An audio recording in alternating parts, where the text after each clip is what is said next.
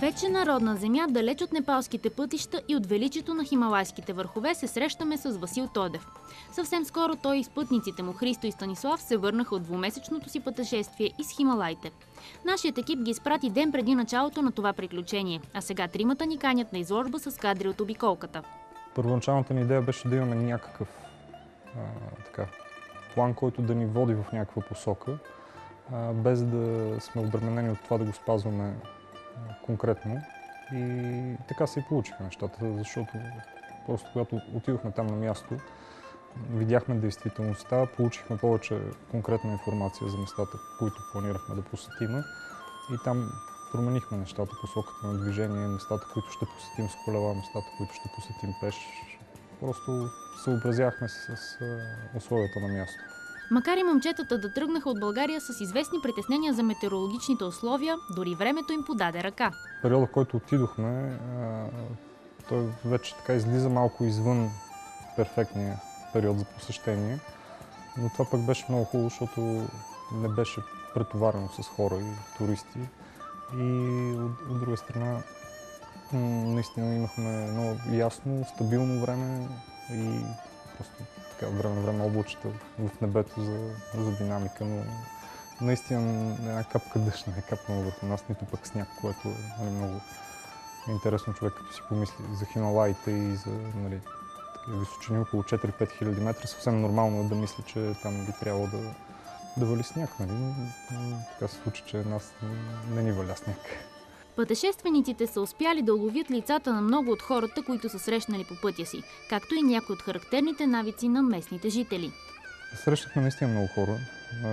Чисто и просто Непал е много гъсто населена страна.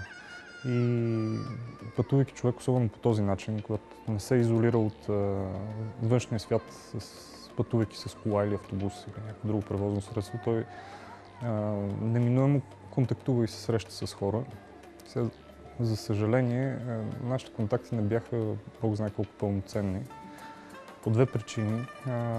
Първо, защото самия ритъм на движение беше такъв, че ние почти всеки ден се премествахме на различно място, т.е. не се получи така, че да останем някъде и да по-задълбочено да си комуникираме с хората. И второто нещо е, разбира се, езиковата бариера, защото на местата, където хората говорят английски, те са обикновено и туристическите места, където ние бяхме възприемани като поредните туристи. Тоест там разговора не може да отиде така, кой знае колко надълбоко, а пък на другите места, които са не туристическите, чисто просто ние не говорим техния език, те не говорят нашия.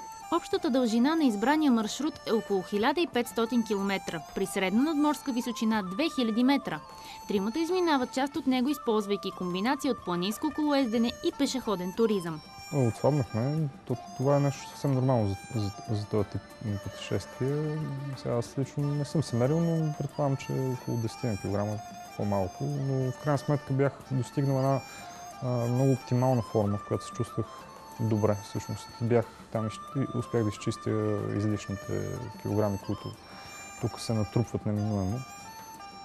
И така, да, иначе имаше брада, обаче тя се замина в Истанбул. В смисъл, че там имах възможността, докато чакам автобуса, да отида в една бръснарница и това беше също много хубаво изживяване.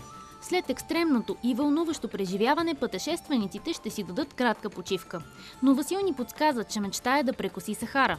Кога и дали ще се случи това, ние несъмнено ще следим. А за сега ви препоръчваме да посетите фотоизложбата "Докосване до Хималая", която може да видите до 10 април в София.